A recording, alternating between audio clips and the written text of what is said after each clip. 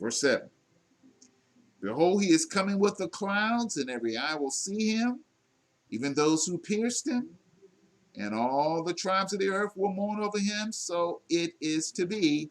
Amen. Verse 8. I am the Alpha and the Omega, says the Lord God, who is, and who was, and who is to come. Read them last two words. The Almighty. The Almighty. Okay. Okay. Yeah. Read your version, verse 8. I am the Alpha and the Omega, the beginning and the end, says the Lord God, who is existing forever and who was continually existing in the past and who is to come, the Almighty, the Omnipotent, the ruler of all. All right, Mrs. Stokes, it is time to go to Webster's Dictionary. I want you to look up this word, Lord. Okay.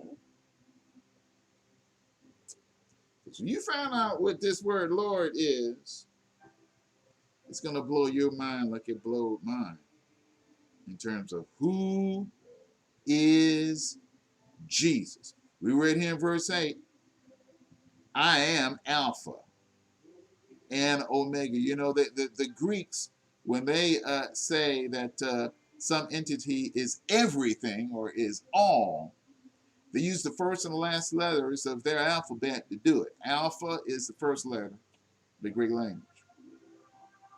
Omega is the last letter. So this is a saying among them. If something is alpha and omega, it means it's all that in a bag of chips in dip. So therefore, when you have this in the book of Revelation in red, that means Jesus is talking. See, you see my Bible? You see there? It's red. If you can see it. You can't see it. But just understand that this is going to be reading to you what the word Lord means, because in this verse, it says, I am Alpha and Omega, says the Lord God. Okay. Go. All right. We got quite a few. I want number 7. Number 7. In Scripture, the supreme being, Jehovah. Stop. That's what Lord means. You say Jesus is Lord. You're saying Jesus is a supreme being, Jehovah in human form. That's what you're saying. So you see in this 8th verse, the Lord God, that's Jehovah. And it says here, I am Alpha and Omega, says the Lord God, who is and who was and who is to come. Jesus Christ is coming again. We take not the communion meal in vain. Do it. Read the rest of that. This is from Webster's. When the 1828 version, yeah. Uh-huh.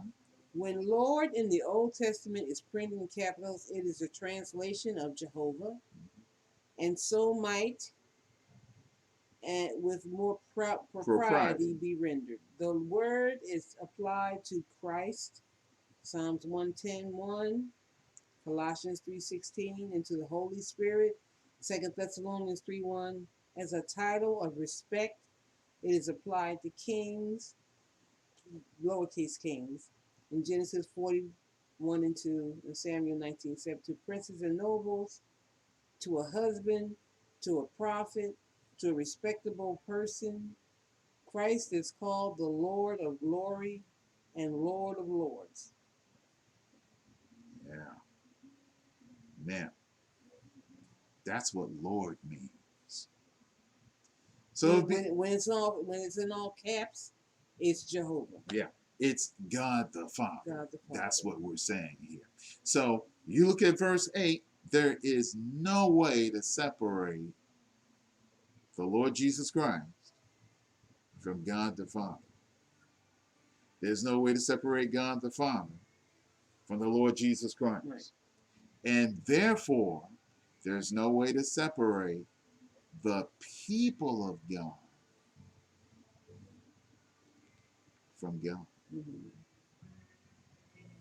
So when the Apostle Paul asks that rhetorical question, is Christ divided?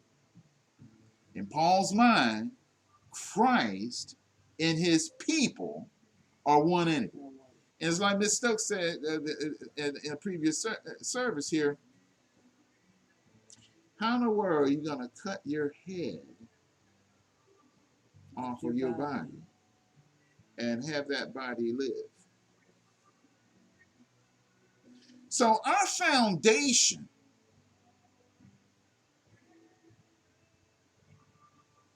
is what we're talking about in this verse 8.